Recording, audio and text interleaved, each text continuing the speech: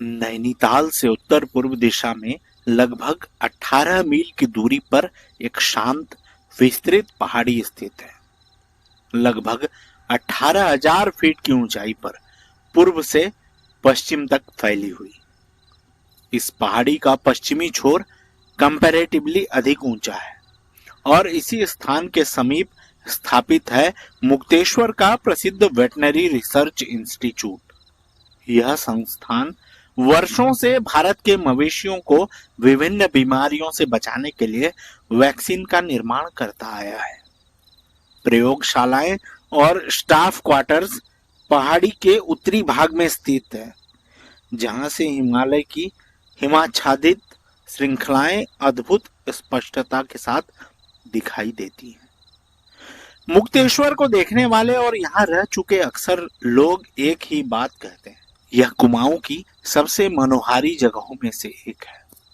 यहाँ का मौसम सौम्य, वातावरण निर्मल और प्रकृति अत्यंत उदार प्रतीत होती है। परंतु इसी शांत भूभाग में जंगल की गहराइयों में एक बाघिन ने भी अपना संसार बसाया था। उसने मानो सोचा हो कि यदि मनुष्य इस प्रदेश में अपना घर बना सकते हैं तो वह भी यहाँ निवास कर सकती है। वह मुक्तेश्वर के विशाल घने जंगलों में रहने लगी। यहाँ समीप की एक छोटी मानव बस्ती भी थी। प्रकृति ने उसे भरपूर आहार प्रदान किया। सांबर, कांकड़ और जंगली सुअर, यह सब उसके स्वाभाविक शिकार थे। जंगल की लय में अपने स्वभाव के अनुरूप वह संतुलित और शांत जीवन जी रही थी। लेकिन एक दिन भाग्य ने उसकी कहानी की दिशा बदल दी। उसका सामना हुआ एक शाही से, एक ऐसा प्राणी जो दिखने में भले ही शांत लगे परंतु अपने बचाव में अत्यंत प्रभावशाली होता है। यह मुठभेड़ साधारण नहीं थी। उस संघर्ष में बाघिन ने अपनी एक आंख खो दी थी। उसकी बाह और उसके दाहिने पैर में पैड के नीचे लगभग 50 शाही के कांटे गहराई तक धंस गए। यह कांटे 1 से 9 इंच तक लंबे थे और उनमें से कई सारे कांटे हड्डी से टकराकर यू आकार में मुड़ गए थे। दर्द केवल शारीरिक नहीं था, वह असहनीय पीड़ा में बदल चुका था। कांटों को अपने दांतों से निकालने के प्रयास में उसने स्वयं को और घायल कर दिया था।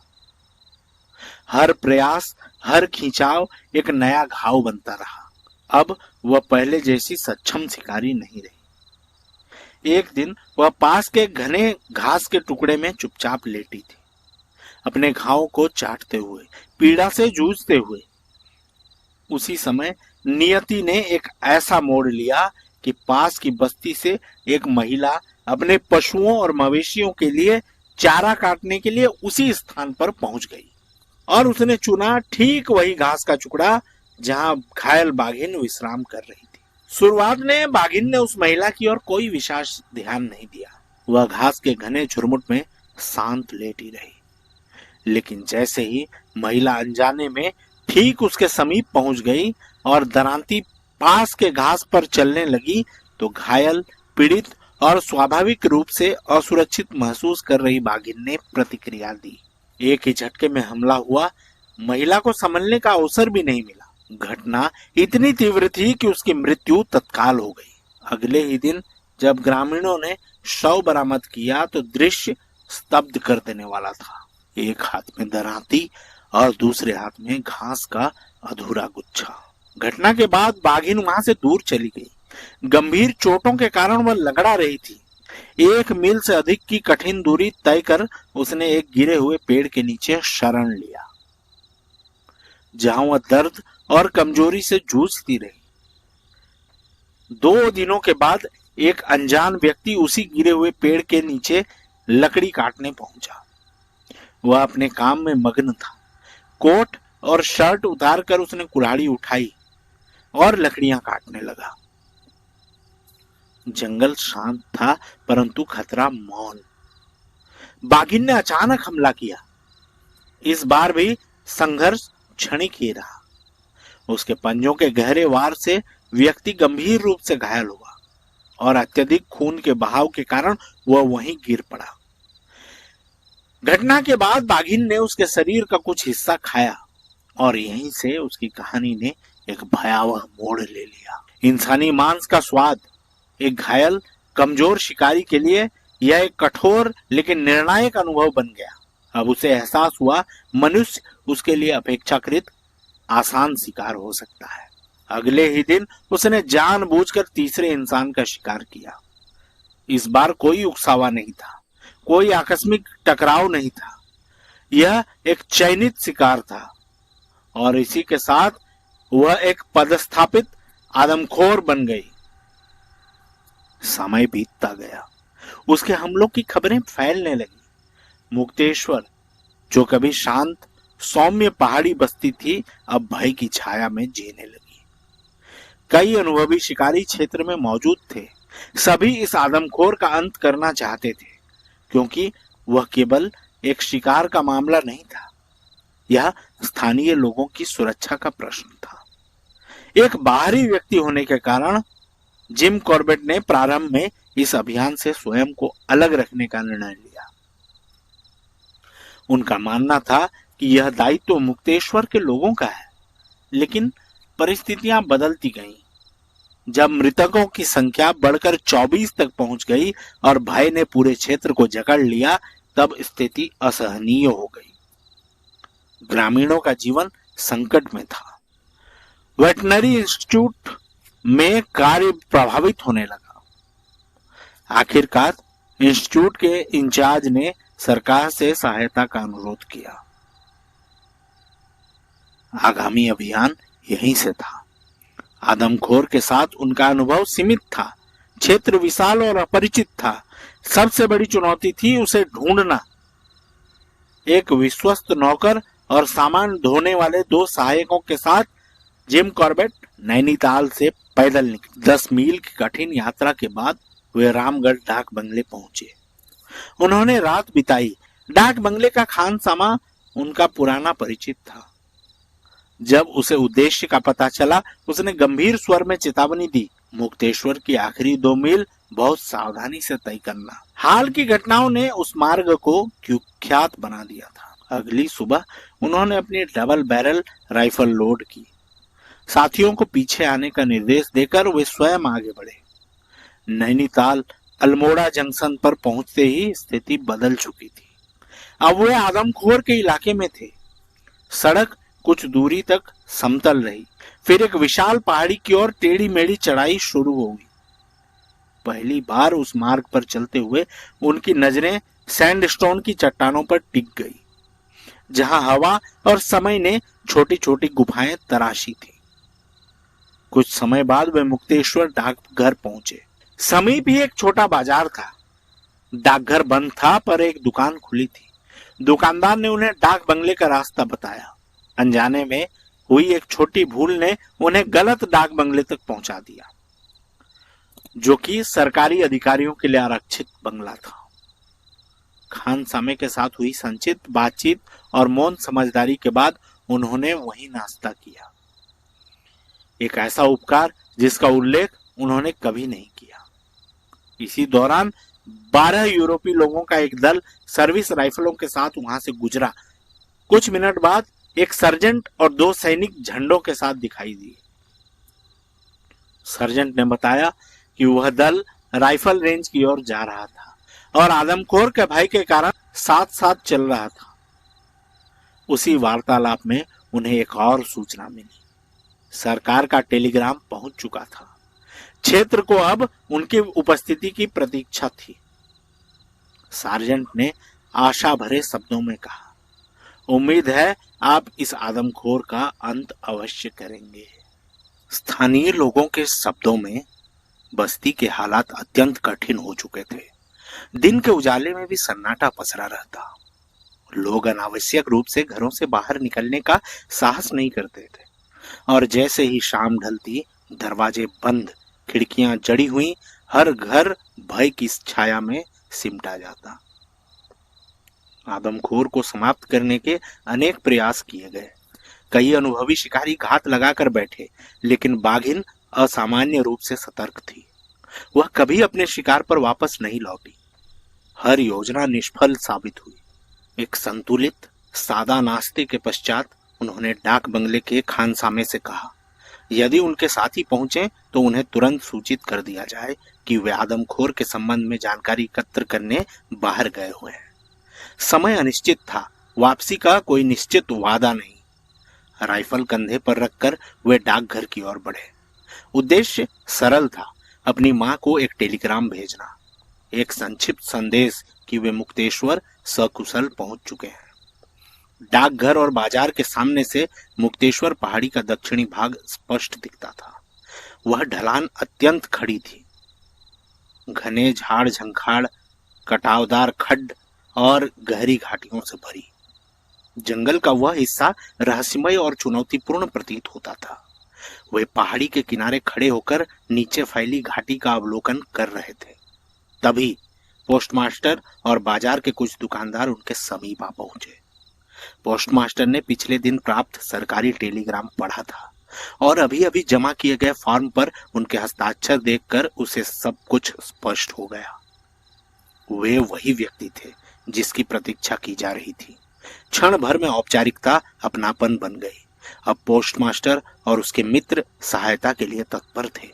यह प्रस्ताव अत्यंत मूल्यवान था क्योंकि आदमखोर के विषय में सबसे प्रामाणिक जानकारी उन्हीं लोगों के पास थी जो उस भय के साथ प्रतिदिन जी रहे थे। आदमखोर अब केवल एक जानवर नहीं थी, वह क्षेत्र की मुख्य चर्चा थी, मुख्य चिंता थी और मुख्य भय भी बन चुकी थी।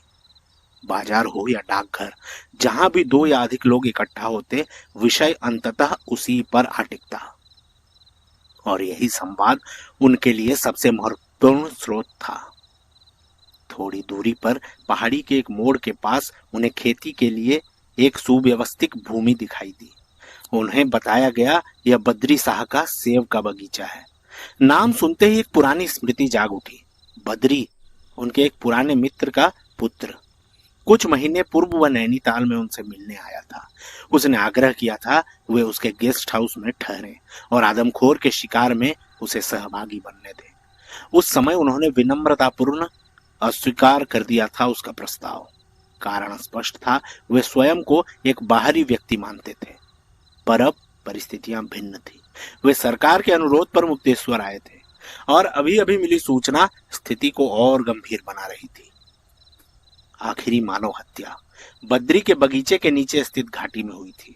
अब निर्णय लिया गया, बद्री को बुलाया जाएगा, उसकी सहायता का प्रस्ताव स्वीकार किया जाएगा। अपने आसपास उपस्थित सभी स्थानीय सहयोगियों को धन्यवाद देते हुए उन्होंने आश्वासन दिया, आगे की जानकारी के लिए वे उन पर निर्भर रहेंगे, क्योंकि इस संघर्ष में स्थानीय अनुभव ही सबसे सशक्त मार्गदर्शक था। क्या वह सड़क के बीच मारा गया था? उन्होंने शांत स्वर में पूछा। लड़की ने हल्का सा सिर हिलाया। मुझे ठीक ठीक नहीं मालूम, उसने संकोच में उत्तर दिया।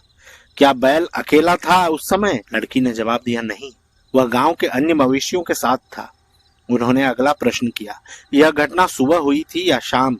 लड़की ने बिना देर किए जवाब दिया कि सुबह, जब वह बाकी मवेशियों के साथ चरने जा रहा था। बातचीत के दौरान उनकी आंखें केवल उस पर नहीं थी, सड़क का हर मोड़, हर छाया, हर हलचल सतर्कता से परखी जा रही थी, क्योंकि सड़क के एक और घना और मौन जंगल पसरा हुआ था और दूसरी ओर कांटेदार झाड़ियों की सघन दीवार थी।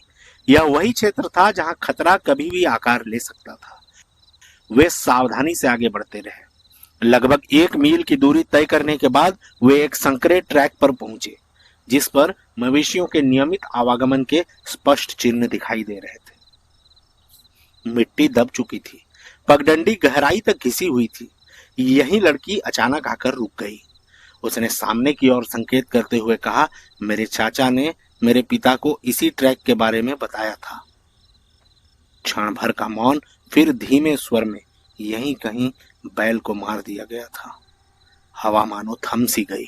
अब यह केवल एक रास्ता नहीं था, यह एक अपराध स्थल था, क्राइम सीन था, एक ऐसी जगह जहां आदमखोर ने अपनी उपस्थिति दर्ज कराई थी। अब कॉर्बेट के पास वह सारी जानकारी थी जिसकी सहायता से मारे गए बैल का स्थान खोजा गया था। लड़की को सुरक्षित उसके घर पहुंचते देखने के बाद वे पुनः उसी ट्रैक पर लौट आए।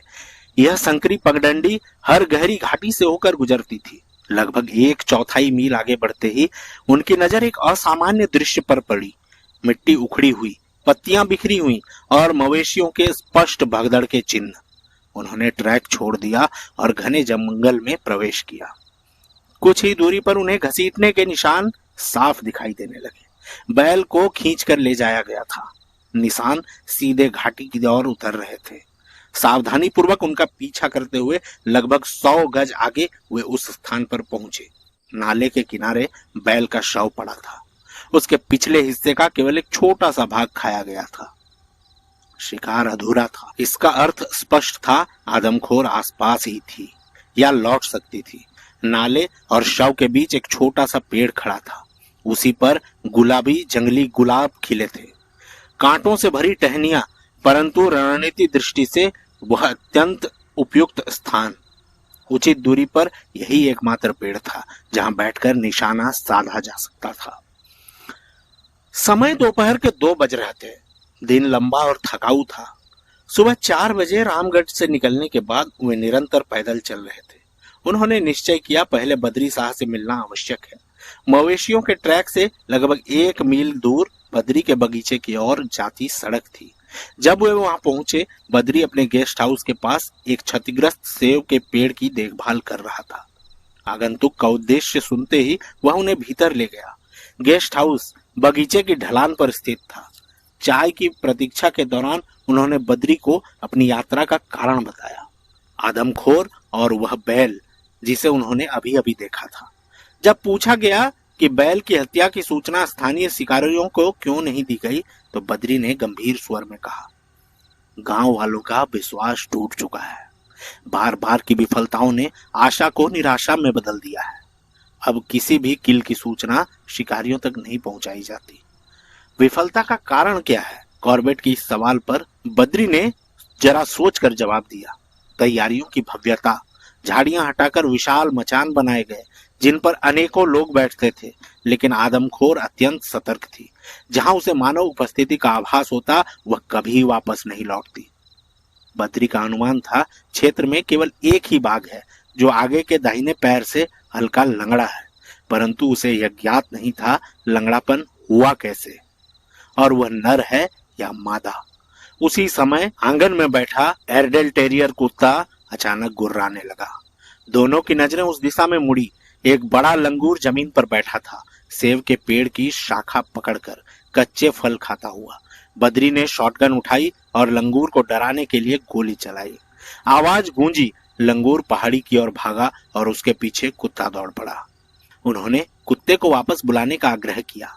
बद्री ने हल्की मुस्कान के साथ कहा, यह हमेशा इसी लंगूर का पीछा करता है। इन लंगूरों ने मेरे नए पेड़ों को बहुत नुकसान पहुंचाया है।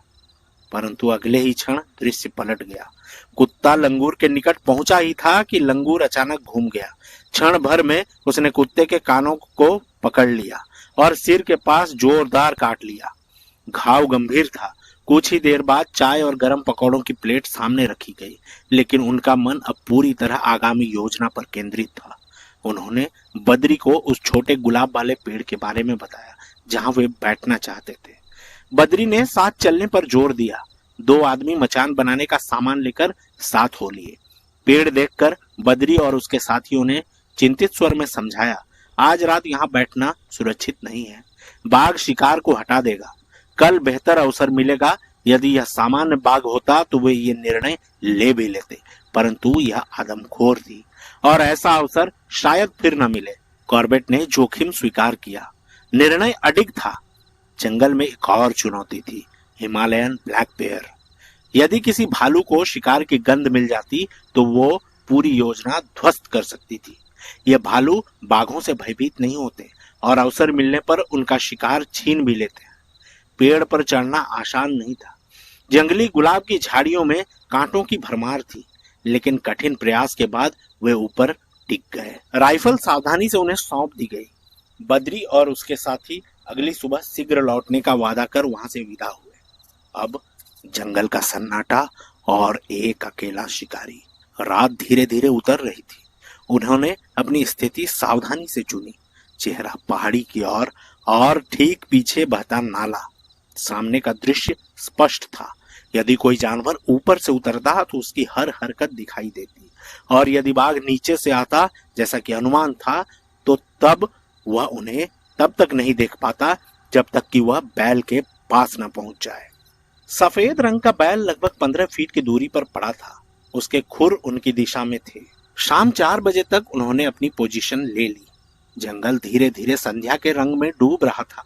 करीब 1 घंटे बाद अचानक एक काकड़ के चेतावनी भरी अलार्म कॉल सुनाई दी। तीखी, बार बार दोहराई जाती आवाज। यह जंगल की भाषा थी। काकड़ ने खतरे को देख लिया था। भौंकने का क्रम लंबा चला, फिर आवाज धीरे धीरे दूर खिसकने लगी और अंततः पूर्ण मौन। इस मौन का अर्थ स्पष्ट था। बाघिन अब शिकार के आसपास कहीं चुपचाप लेट चुकी थी। घायल, आदमखोर, असाधारण सतर्कता बरत रही थी। वह जानती थी शिकार पर लौटने से पहले उसे यह सुनिश्चित करना होगा कि आसपास कोई मानव उपस्थिति ना हो। जंगल में अब रात उतरने लगी थी। अंधेरा गहराता गया। पेड़, चट्टानें, झाड़ियां सब धुंधले आकारों में बदलने लगे। फिर भी बैल की सफेदी अंधेरे में हल्की झलक दे रही थी। तभी नाले के किनारे से लकड़ी टूटने की सूखी आवाज आई। एक तीखा। उन्होंने ध्यान केंद्रित किया। अब कदमों की आहट स्पष्ट थी, नरम, मापी हुई, सूखी पत्तियों पर दबे पांव, बढ़ते कदम। और फिर अचानक सब कुछ शांत। 1-2 मिनट का पूर्ण सन्नाटा, ऐसा मौन जो कानों में दबाव सा भर दे। कुछ क्षण बाद सूखी पत्तियों पर हल्की सरसराहट सुनाई दी।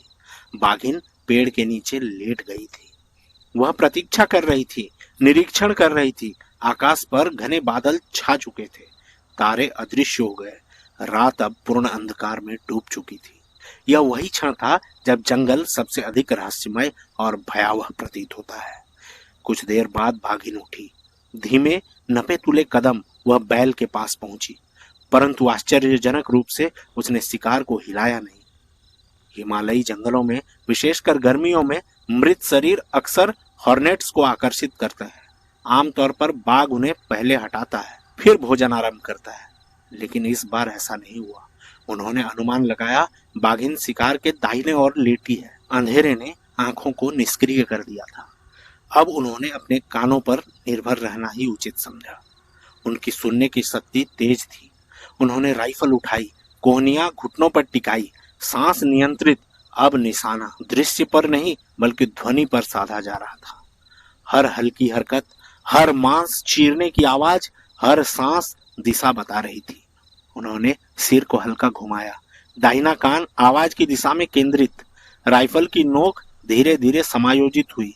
पहला अनुमान कुछ अधिक ऊंचा, नोक लगभग 1 इंच नीचे लाई गई। जब उन्हें पूर्ण विश्वास हुआ कि निशाना सही दिशा में है, उन्होंने राइफल की नोक हल्की दाहिनी ओर मोड़ी। क्षण भर स्थिर, सांस रुकी, ट्रिगर दबा दिया। गोली की गर्जना रात के मौन को चीर गई और उसी क्षण बाघिन ने 2 तीव्र छलांगें भरी। लगभग 20 फुट दूर अंधेरे में जा खड़ी हुई। सूखी पत्तियों पर तेज बेचैन कदमों की आवाज गूंजी। फिर सब कुछ शांत। एक बार फिर से जंगल मौन हो गया। अगली सुबह उन्होंने बद्री से उस जंगल के बारे में विस्तार से पूछा, वह क्षेत्र जहां गोली चलने के बाद बाघिन चली गई थी। बद्री ने पहाड़ी की ओर संकेत करते हुए कहा, यह रास्ता नीचे नाले में उतरता है। घना जंगल है और लगभग 1 मील आगे जाकर दूसरे नाले से मिलता है। दोनों नालों के संगम पर एक छोटी धारा बहती है और उसके पास खुली जमीन का एक टुकड़ा है। बद्री का अनुमान स्पष्ट था कि बाघिन दिन भर उसी नाले पर विश्राम करेगी। यह सुनकर उन्होंने एक योजना बनाई। एक बीट, ढोल, शोर और मानव उपस्थिति से आदमखोर को खुले क्षेत्र की ओर निकालने का प्रयास, परंतु इसके लिए पर्याप्त जनशक्ति की आवश्यकता थी। बद्री ने तुरंत अपने मुख्य माली गोविंद सिंह को बुलवाया। योजना समझाई गई। गोविंद सिंह ने आत्मविश्वास से कहा कि 30 आदमी इकट्ठा हो जाएंगे। उसी समय बद्री ने एक और आदेश दिया, 2 किलोग्राम मटर ले आओ। यह सुनकर क्षण भर के लिए वातावरण बदल गया, क्योंकि शिकार की तैयारियों के बीच में जीवन अपनी लय में चल रहा था। बद्री के पास सेव के बगीचे के साथ एक विशाल सब्जी का बाग भी था। पिछली शाम उसे एक टेलीग्राम मिला था। नैनीताल के बाजार में मटर की कीमत 4 आने प्रति पाउंड तक पहुंच चुकी थी। अच्छा अवसर था। उसके आदमी रात भर टट्टू द्वारा भेजे जाने वाले मटर एकत्र कर रहे थे। सुबह राइफल की जांच और बगीचे का एक संक्षिप्त निरीक्षण करने के बाद जिम कॉर्बेट बद्री के साथ नाश्ते पर बैठे। दोपहर तक गोविंद सिंह अपने 30 आदमियों के साथ उपस्थित था। मटर को नैनीताल भेजने की व्यवस्था अत्यंत महत्वपूर्ण थी। किसी विश्वस्त व्यक्ति का रुकना आवश्यक था। बद्री ने निर्णय लिया कि वह बगीचे में ही रुकेगा। गोविंद सिंह बीटर्स के साथ आगे बढ़ेगा। गोविंद और उसके आदमी स्थानीय निवासी थे। वे जानते थे एक आदमखोर जंगल में क्या कर सकती है। जब उन्हें निर्देश दिए गए, उन्होंने बिना झिझक सहमति जताई। योजना सरल प्रतीत होती थी। 2 दल बनाए गए। एक दल का नेतृत्व गोविंद सिंह करेगा, दूसरे का एक जिम्मेदार व्यक्ति।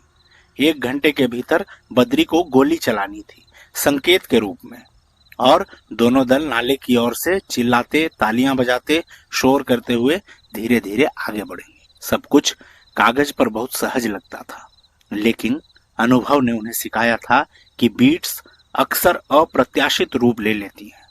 वे उसी मार्ग से आगे बढ़े जिससे सुबह आए थे। थोड़ी दूरी पर उन्हें बाघिन के कदमों के निशान मिले। फिर अचानक निशान घनी झाड़ियों में विलीन हो गए। स्थान का चयन करते समय वे सोच ही रहे थे, खुला मैदान कहाँ है जहां से बीटर्स की दिशा नियंत्रित की जा सके। तभी मक्खियों की भिनभिनाहट सुनाई दी। ध्यान से पीछा करने पर एक और दृश्य सामने आया। एक गाय का अवशेष, लगभग 1 सप्ताह पुराना शिकार, गले पर गहरे दांतों के निशान। स्पष्ट था यह भी उसी बाघिन का कार्य था। गाय का अधिकांश भाग खाया जा चुका था। केवल कंधा, गर्दन और सिर का हिस्सा शेष था। बिना किसी विशेष कारण के उन्होंने शव को किनारे तक खींचा और पहाड़ी से नीचे धकेल दिया। शरीर लगभग 100 गज तक लुढ़का और धारा के समीप जाकर रुक गया। बाईं ओर घूमते हुए उन्हें लगभग 300 गज दूर खुली जमीन का एक टुकड़ा दिखाई दिया, परंतु यह वह मैदान नहीं था जिसकी उन्होंने कल्पना की थी। कोई स्पष्ट वेंटेज पॉइंट नहीं था, कोई सुरक्षित ऊंचाई नहीं थी, और बीटर्स की दिशा पर पूर्ण नियंत्रण संभव ही नहीं था। अब तक निर्णय बदलने में देर हो चुकी थी। अचानक दूर से गोली की आवाज गूंजी। बद्री का संकेत। बीट आरंभ हो चुकी थी। कुछ ही क्षणों में मानव आवाजें सुनाई देने लगी। चिल्लाहट, शोर, ढोल की ध्वनि। क्षण भर को लगा मानो बीट उनकी ही ओर बढ़ रही हो, लेकिन धीरे धीरे आवाजें फीकी पड़ गईं और अंततः पूर्ण मौन। 1 घंटे बाद उन्हें पुनः आवाज सुनाई दी, इस बार दाहिनी ओर से। बीटर्स पहाड़ी से नीचे उतर रहे थे। कॉर्बेट ने ऊंचे स्वर में पुकारा कि बीट रोक दी जाए, रिज पर आ जाओ। बीट असफल रही थी और इसमें किसी की व्यक्तिगत गलती नहीं थी। एक अपरिचित भूभाग, बिना पूर्व तैयारी और मुट्ठी भर लोगों के साथ इतने विशाल क्षेत्र में बीट आयोजित करना, सफलता की संभावना सीमित ही होती है। घनी झाड़ियों और कांटों से जूझते हुए बीटर्स थक चुके थे। वे झुंड में बैठे हाथ पैरों से कांटे निकाल रहे थे, सिगरेट जला रहे थे। जंगल फिर शांत था, पर आदमखोर अब भी कहीं थी। गोविंद सिंह और कॉर्बेट आमने सामने खड़े होकर अगले दिन एक नई बीट की योजना पर चर्चा कर रहे थे। इस बार इरादा था मुक्तेश्वर और आसपास के गांवों से हर उपलब्ध व्यक्ति को शामिल किया जाए। योजना आकार ले ही रही थी कि गोविंद अचानक वाक्य के बीच में रुक गया। उसकी आंखें सिकुड़ गई, चेहरे पर अविश्वास की रेखाएं उभर आई। उन्होंने तुरंत महसूस किया कुछ असामान्य उनके पीछे घटित हो रहा था। धीरे से कॉर्बेट ने घूमकर उस दिशा में देखा और समय मानो थम सा गया। एक खेत के किनारे बाघिन चुपचाप चल रही थी, नदी के दूसरी ओर लगभग 400 गज की दूरी पर, सीधी उनकी ओर बढ़ती हुई। जंगल में जब एक बाघ आपकी दिशा में आता है तो मन में अनगिनत विचार एक साथ कौंधने लगते हैं। हर संभावना, हर जोखिम, हर गलती की कीमत। बाघिन की चाल असाधारण रूप से धीमी थी, संतुलित, नपी तुली। उन्होंने जीवन में किसी बाघ को इतनी शांत गति से चलते नहीं देखा था। स्थानीय लोग उसे लंगड़ी बाघिन कहते थे, लेकिन उनकी दृष्टि में उसकी चाल में लंगड़ाहट का कोई स्पष्ट संकेत नहीं था। क्षण भर में रणनीति तय हुई। उन्हें प्रतीक्षा करनी थी जब तक वह खुले मैदान और धारा के बीच स्थित झाड़ियों में विलीन न हो जाए। जैसे ही बाघिन झाड़ियों में ओझल हुई, उन्होंने अपने साथियों को आदेश दिया, जब तक मैं लौटूं तब तक कोई हिलेगा नहीं और ना ही कोई आवाज करेगा। और वे दौड़ पड़े। तेज, नियंत्रित परंतु जोखिम से भरी उस दौड़ में एक और बाधा प्रतीक्षा कर रही थी। जंगली गुलाब की घनी कांटेदार झाड़ी पहाड़ी तक दूर दूर तक फैली हुई थी। झाड़ियों के बीच एक प्राकृतिक सुरंग थी। वे झुककर उसमें घुसे और उसी क्षण टोपी गिर पड़ी। सुरंग के अंत में सिर उठाते ही तेज मुड़े हुए कांटे चेहरे और सिर में धंस गए। जंगली गुलाब के कांटे अत्यंत मजबूत, निर्दयी होते हैं।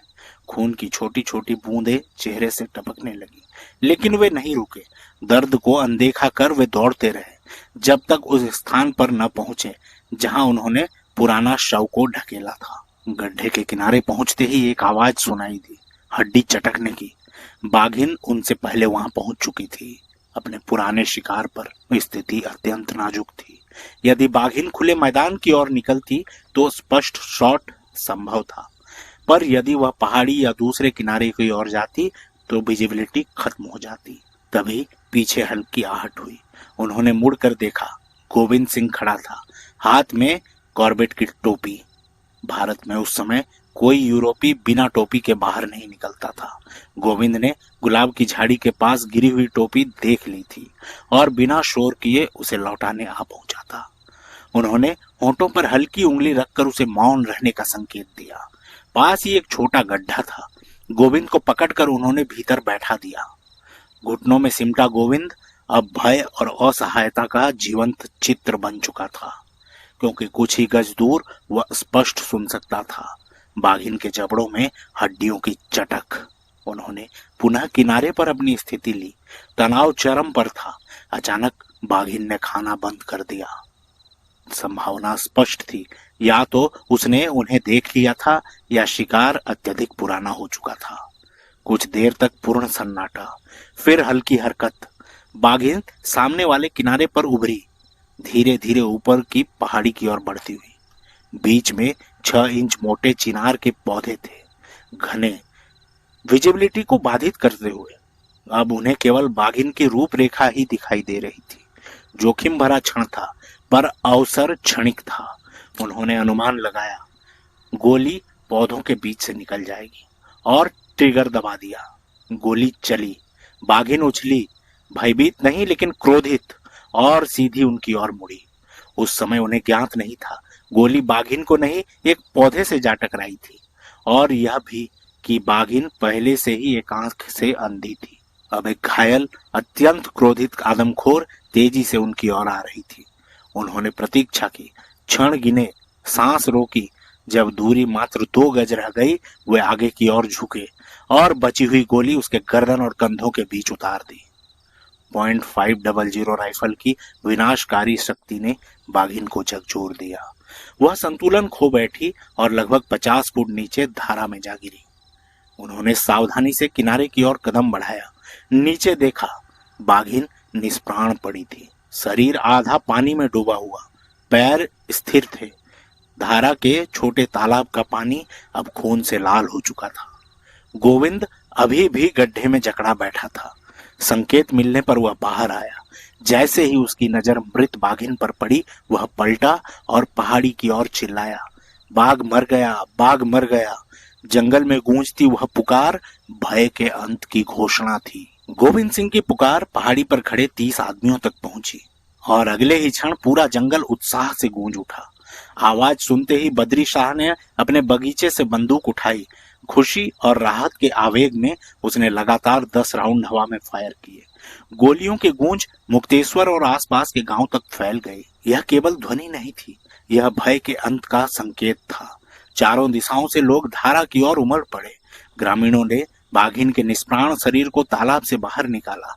उसे सम्मान पूर्वक बद्री के बगीचे में लाया गया, जहां देखने के लिए भूसे के बिस्तर पर सावधानी से लेटाया गया। और इस बीच वे शांत कदमों से गेस्ट हाउस की ओर लौट गए। एक कप चाय, 3 दिनों की निरंतर थकान के बाद एक साधारण सा अमूल्य विश्राम। लगभग 1 घंटे बाद हाथ में लालटेन की पीली रोशनी में और चारों ओर खड़े उत्सुक गंभीर चेहरों की भीड़ के बीच उन्होंने बाघिन की खाल उतारी। तभी सच्चाई सामने आई। वह एक आंख से अंधी थी और उसकी बाह में, साथ ही आगे के दाहिने पैर के पैड के नीचे लगभग 50 स्याही के कांटे धंसे हुए थे, 1 से 9 इंच लंबे, गहरे, पीड़ादायक। अब सब स्पष्ट था। दर्द, कमजोरी और वही संघर्ष जिसने एक स्वाभाविक शिकारी को आदमखोर बना दिया था। कार्य पूर्ण हुआ। बद्री शाह का आदरपूर्वक निमंत्रण वहीं रुकने का विनम्रता से अस्वीकार कर दिया गया। वे उन लोगों के साथ पहाड़ी पर चढ़ गए जो मुक्तेश्वर से नीचे आए थे। साथ में थे खाल ले जाने वाले उनके 2 विश्वस्त आदमी।